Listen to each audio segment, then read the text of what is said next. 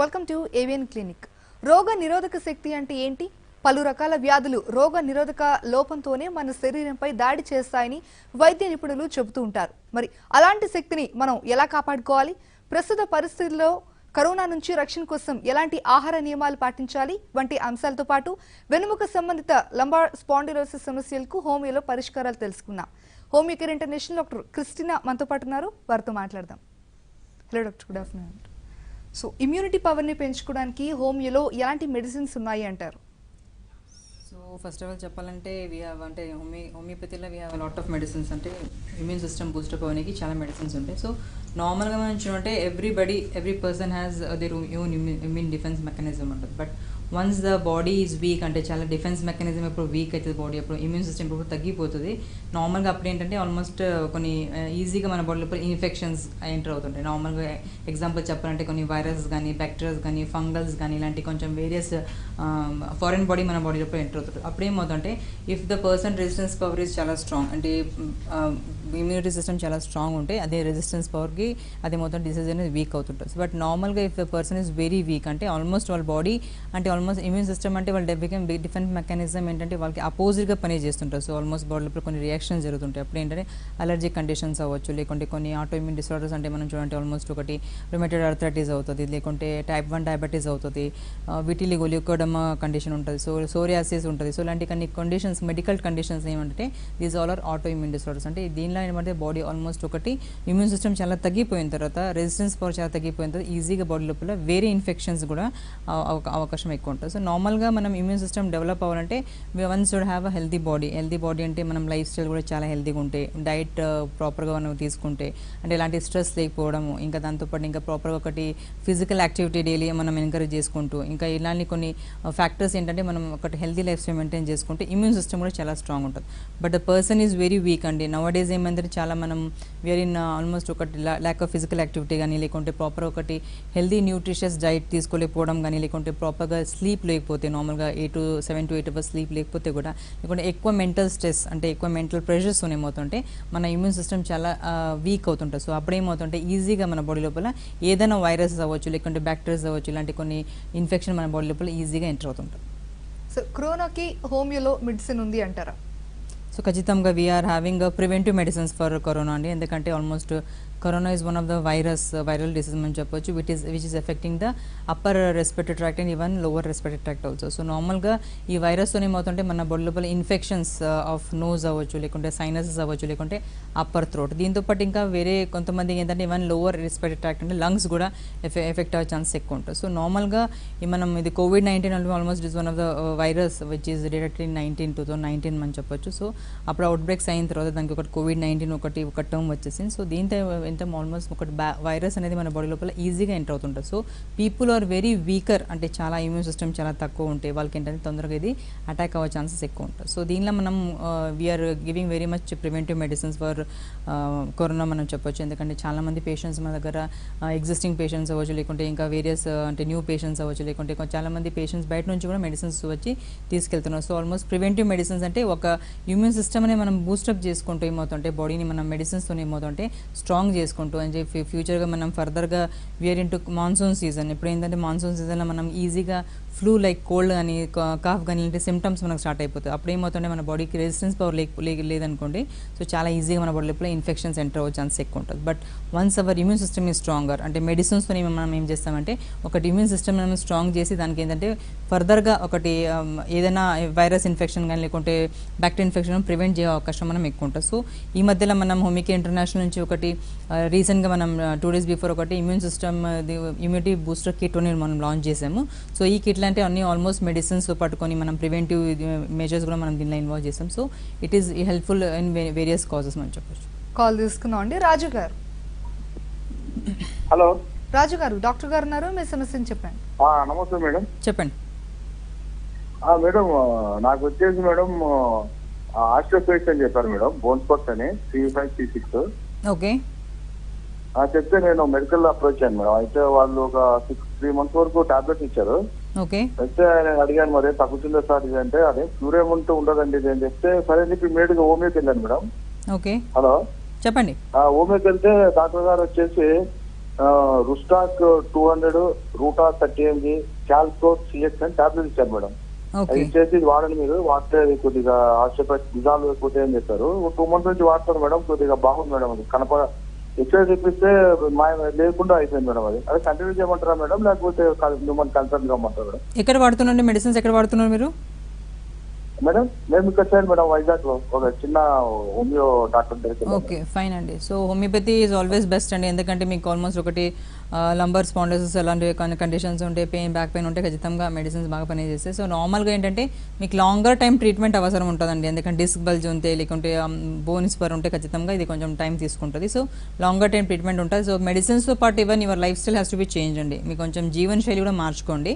ఎందుకంటే దీంతో పాటు ఎక్సర్సైజ్ కొంచెం రెగ్యులర్గా ఒకటి స్ట్రెంథనింగ్ ఎక్సర్సైజ్ ఉంటాయి, అవి కొంచెం బ్యాక్కి మీరు చేసుకుంటే అది కూడా మీకు చాలా యూస్ఫుల్ ఉంటుంది. దీంతోపాటు ఇంకా డైట్ కూడా అవసరం ఉంటుంది, ప్రాపర్గా ఒకటి కాల్షియం రిచ్ డైట్ అలాంటివి మీరు తీసుకుంటే, ప్రాపర్గా ఒకటి ఎక్సర్సైజ్ చేసుకుంటూ మెడికేషన్స్ మీరు కొంచెం లాంగ్ టైం వాడితే ఖచ్చితంగా యూస్ఫుల్ అవుతుంది. ఈవెన్ వైజాగ్లో కూడా మన హోమియోకేర్ ఇంటర్నేషనల్ బ్రాంచ్ ఉందండి, మీరు ఒకసారి వెళ్ళి కన్సల్ట్ అవ్వండి, రిపోర్ట్స్ చేసుకుని కన్సల్ట్ అయిన తర్వాత డాక్టర్స్ కూడా మీకు కన్సల్టేషన్ ఇచ్చిన తర్వాత, ఎందుకంటే ఓన్లీ మీకు జస్ట్ స్పెసిఫిక్ మెడిసిన్స్ కాకుండా ఒక కాన్స్టిట్యూషన్ మెడిసిన్ అవసరం ఉంటుంది. ఎందుకంటే బాడీ మనది మొత్తం ఒకటి శారీరకంగా మానసికంగా సంబంధించిన మెడిసిన్స్ అని ఒకటి కేసు తీసుకుని డాక్టర్స్ రెగ్యులర్గా దానికి ఒకటి ఫాలోఅప్ ట్రీట్మెంట్ ఉంటుందండి, ఆల్మోస్ట్ లాంగ్ టైం ట్రీట్మెంట్ తీసుకుంటే ఖచ్చితంగా ఈ ప్రాబ్లంతో మీరు పూర్తిగా అంటే పర్మనెంట్గా మీరు బయట రావచ్చు. ఒకసారి రిపోర్ట్స్ తీసుకుని మన డాక్టర్స్కి వెళ్ళి కన్సల్ట్ అవ్వండి, ఖచ్చితంగా మంచి పరిష్కారం ఉంటుంది.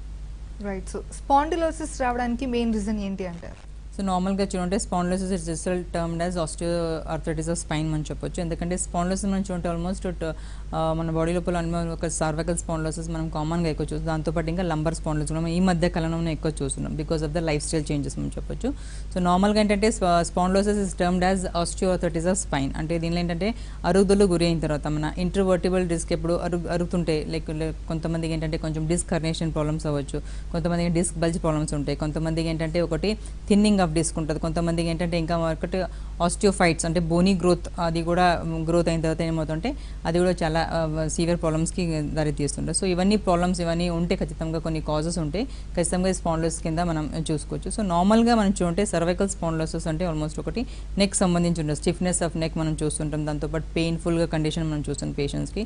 People are working for longer time, అంటే ఒకటే పోస్చర్లో కూర్చొని ఎక్కువసేపు పని చేస్తే, అంటే చాలా సీవియర్గా ఒకటి పోస్చరల్ చేంజెస్ చాలా తక్కువ ఉంటాయి, ల్యాక్ ఆఫ్ యాక్టివిటీ ఉంటే ఖచ్చితంగా అలాంటి కండిషన్లో మనం చూడంటే కొంచెం ఈ మధ్య కాలంలో ఎర్లీగా ఈవెన్ 20s మనం ఏంటి సర్వైకల్ స్పాండిలోసిస్ మనం కేసెస్ బాగా చూస్తున్నాం. సో దీంతో పాటు ఇంకా మనం చూడంటే ఆల్మోస్ట్ ఒకటి పెయిన్ఫుల్ కండిషన్ చాలా సీవియర్గా ఉంటుంది, ఇంకా రొటీన్గా రెగ్యులర్గా ఏంటంటే యాక్టివిటీస్ ఏం ఉంటే మన డైలీ యాక్టివిటీస్ ఏముంటే అది కూడా చాలా ఇబ్బంది అవుతుంది. సో దాంతోపాటు ఇంకా మనము స్టిఫ్నెస్ అంటే చాలా మూమెంట్ నెక్ స్టిఫ్నెస్ అవ్వడం కానీ, లేకుంటే rotation of neck will be very difficult, ఇవన్నీ కొన్ని సిమ్టమ్స్ మనం చూస్తున్నాం. సో దీంతో పాటు ఇంకా పారస్థీషియా అంటే almost numbness and tingling sensation, almost ఒకటి కొంతమంది పేషెంట్స్కి ఏంటంటే ఆల్మోస్ట్ సీవియర్ పెయిన్ మొత్తం నెక్ నుంచి మొత్తం చేయి వేలు వరకు కూడా పెయిన్ పాకుతుంటుంది, దాంతోపాటు తిమ్మిలు రావడం కానీ, మంట రావడం కానీ, ఇలాంటి కొన్ని కండిషన్స్ కూడా మనము సర్వైకల్ స్పాండిలోసిస్ పేషెంట్ని చూస్తుంటాం.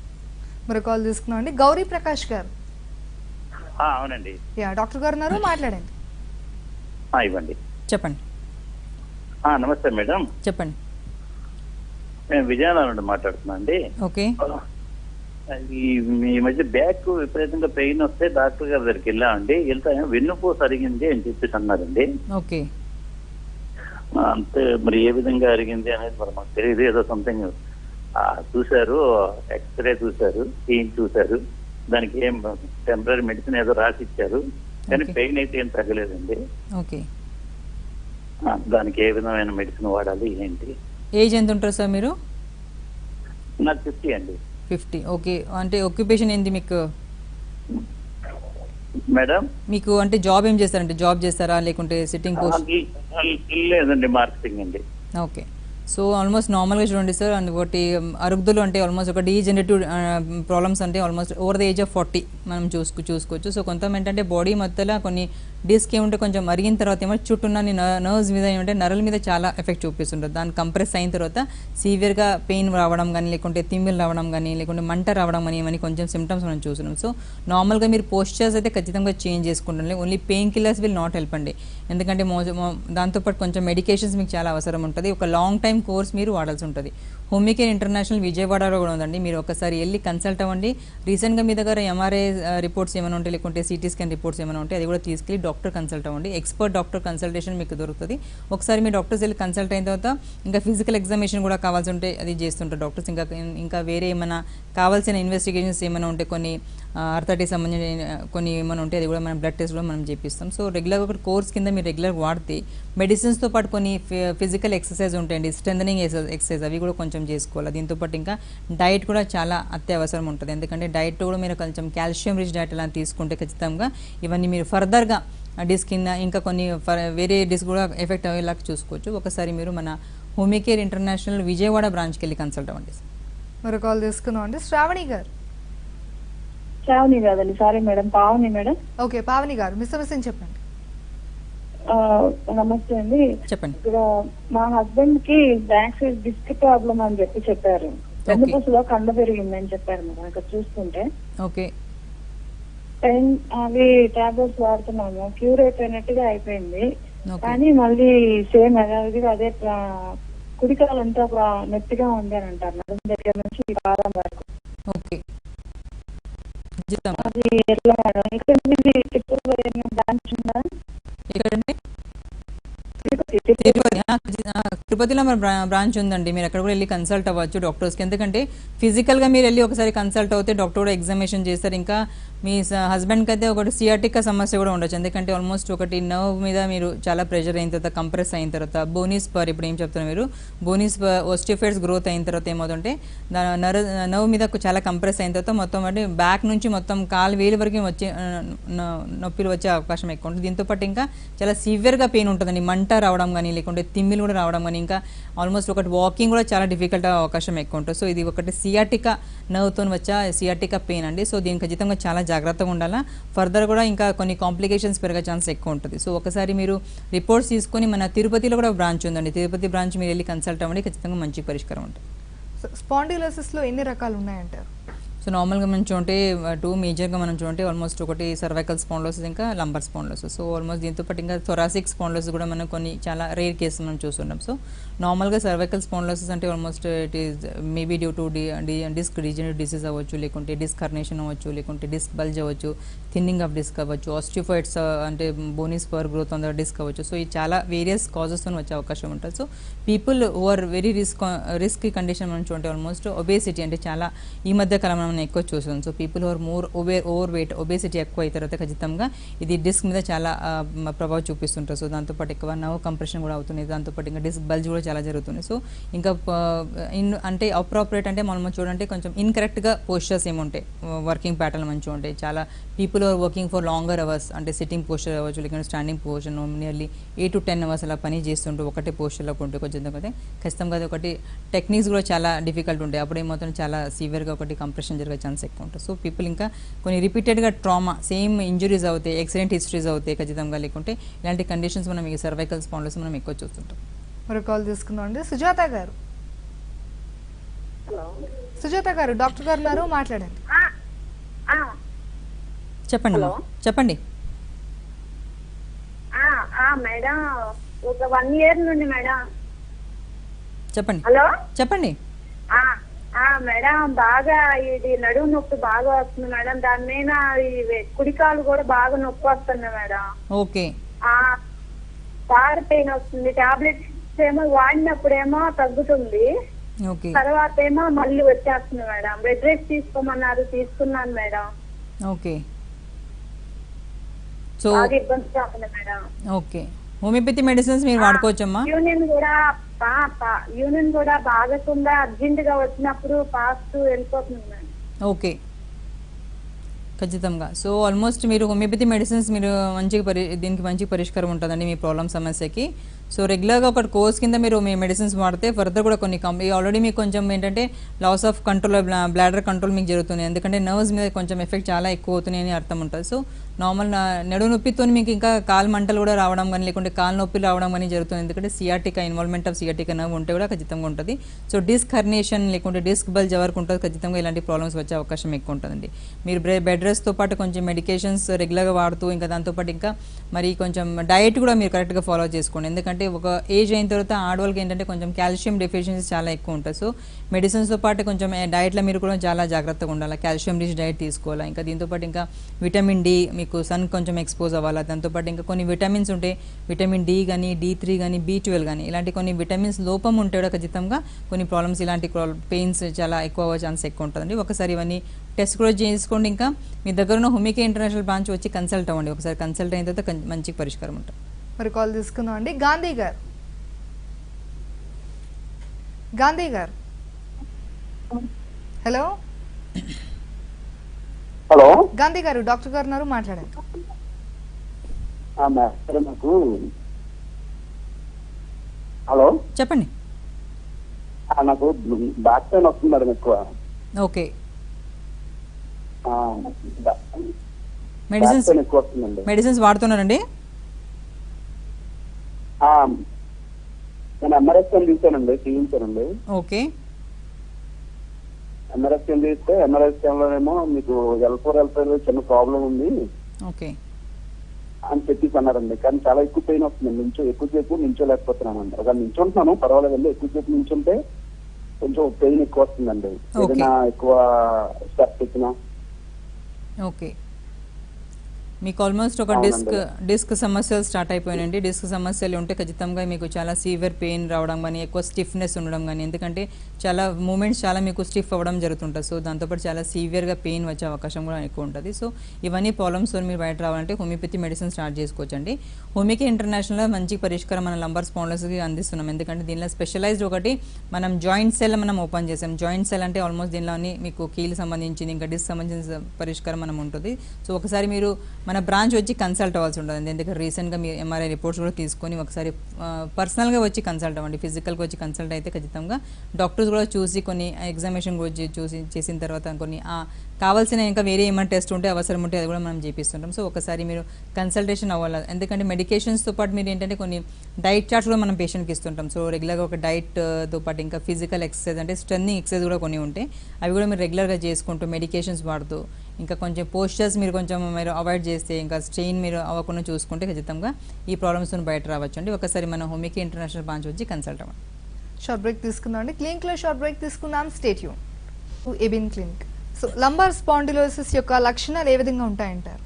ఖచ్చితంగా లంబార్ స్పాండిలోసిస్కి మనం చాలా చూడంటే కొన్ని సిమ్టమ్స్ మనం చూడవచ్చు, రోగ లక్షణం మనం చెప్పొచ్చు దానికి. సో ఆల్మోస్ట్ కొంతమందికి మనం చూడంటే పెయిన్స్ నొప్పులు అంటే చాలా సివియర్గా పెయిన్స్ వచ్చే అవకాశం ఉంటుంది. సో నార్మల్గా మనం చూడంటే లంబార్ స్పాండిలోసిస్ కూడా మనం కొన్ని కాజెస్ లంబార్ స్పాండిలోసిస్ కొన్ని కాజెస్ అంటే డీజనరేటివ్ డిస్క్ అంటే ఆల్మోస్ట్ ఒకటి అరుగుదలు, డిస్క్లో కొంచెం అరుగుదలు జరిగిన తర్వాత కూడా వచ్చే అవకాశం ఎక్కువ ఉంటుంది. దాంతోపాటు డిస్క్ హర్నియేషన్ అంటే డిస్క్లో కొంచెం టేర్ అయిన తర్వాత లోపల ఉన్న ఒకటి లిక్విడ్ పదార్థం ఉండదు కొంచెం బయట వచ్చి మొత్తం నర్వ్స్ మీద అది స్పిల్ అయిన తర్వాత అది నర్వ్స్ మీద చాలా ఎఫెక్ట్ చూపించి దాంతోపాటు ఇంకా చాలా సివియర్గా పెయిన్ రావడం వల్ల మనం చూస్తున్నాం. సో దీంతోపాటు ఇంకా డిస్క్ బల్జ్ అంటే ఆల్మోస్ట్ డిస్క్ బల్జ్ కూడా ఏమవుతుంటే ఆల్మోస్ట్ చుట్టూ అన్ని నర్వ్స్ మీద చాలా కంప్రెషన్ అయిన తర్వాత సివియర్గా ఒకటి నొప్పులు రావడం కానీ, దాంతోపాటు చాలా పెయిన్ పాకడం కానీ, దాంతోపాటు తిమ్మిలు రావడం కానీ, టింగింగ్ సెన్సేషన్ కానీ మనం ఇలా కొంతమంది చూస్తున్నాం. సో దీంతోపాటు ఇంకా మనం చూడంటే ఆల్మోస్ట్ ఇన్వాల్వ్మెంట్ ఆఫ్ నర్వ్స్ ఎప్పుడు స్టార్ట్ అయిపోతుంది అప్పుడు ఏమవుతుంటే సియాటికా నర్వ్ ఆల్మోస్ట్ ఈ సియాటికా నర్వ్ మేజర్గా ఎఫెక్ట్ అయ్యే ఛాన్స్ ఎక్కువ ఉంటుంది. సో ఎందుకంటే సియాటికా నర్వ్ ఒకసారి ఎఫెక్ట్ అయిన తర్వాత ఆల్మోస్ట్ చాలామంది పేషెంట్ మనం చూస్తుంటాం ఆల్మోస్ట్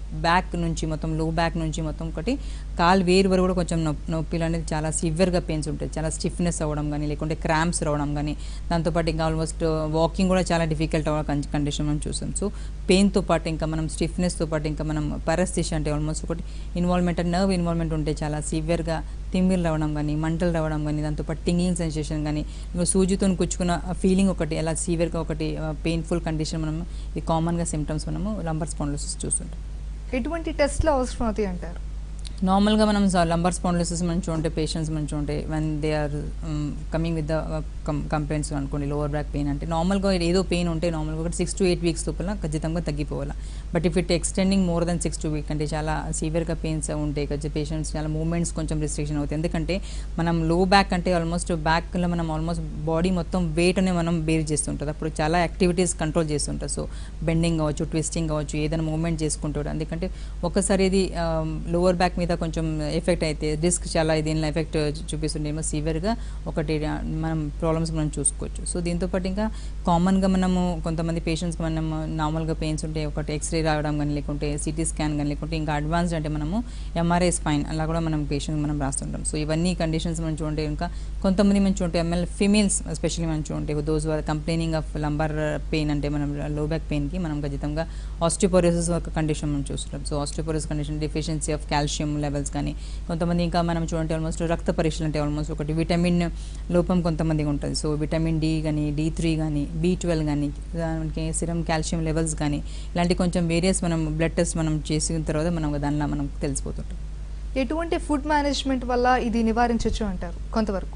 సో నార్మల్గా మనం చూడంటే ఇప్పుడు ఈ మధ్య కాలం అయితే బికాస్ ఆఫ్ ద చాలా ఫాస్ట్ ఫుడ్స్ తీసుకోవడం కానీ ప్రిజర్వేటివ్స్ తీసుకోవడం దాన్ని జరిగిన తర్వాత చాలా అంటే చాలా జనాలు మనం చూడంటే almost they are lacking of nutritional food అని మనం చెప్పొచ్చు.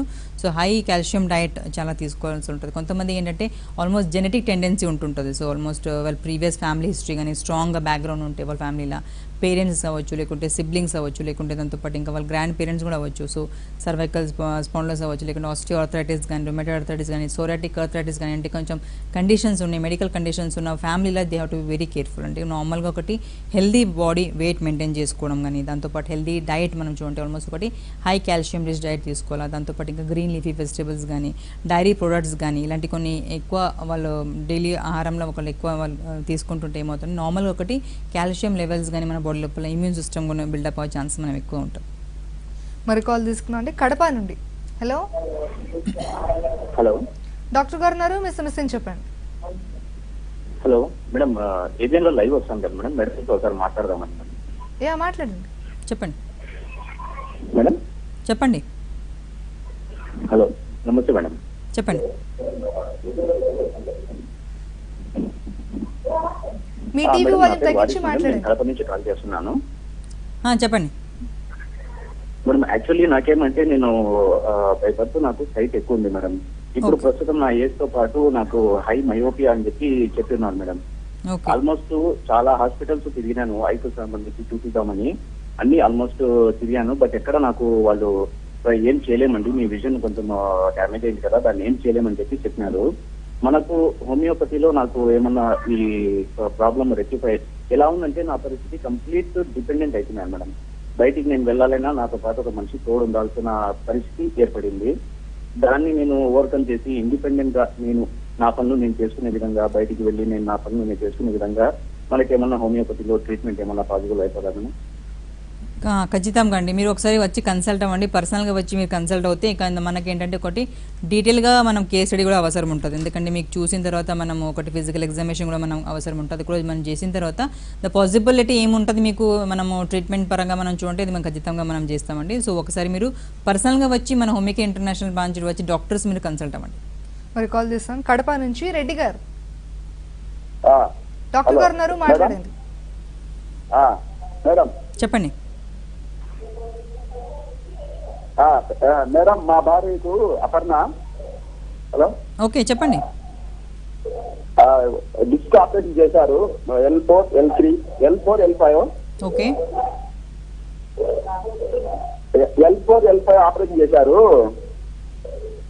మళ్ళా పైన వచ్చేసి మళ్ళా మెడ దగ్గర మళ్ళా నొస్తుంది ఎన్నుముక. ఓకే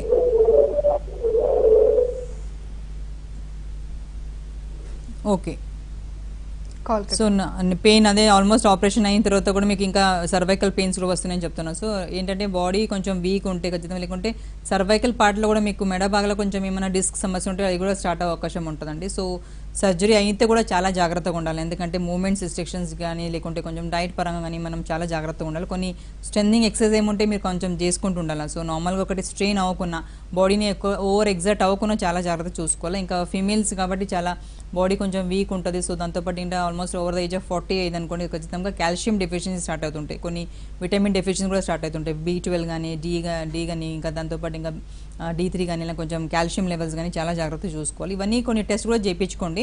దీనిలో కూడా ఏమైనా మీకు విటమిన్స్ లోపం ఉంటే ఖచ్చితంగా అది కూడా ట్రీట్మెంట్ అవసరం ఉంటుంది. రైట్, థ్యాంక్ యూ డాక్టర్ గారు. ఇమ్యూనిటీ పవర్ అండ్ లంబార్ స్పాండిలోసిస్కి మంచి పరిష్కార మార్గాలు చెప్పినందుకు. ఇది వాళ్ళ ABN clinic. Keep watching ABN Andhra Jyothi.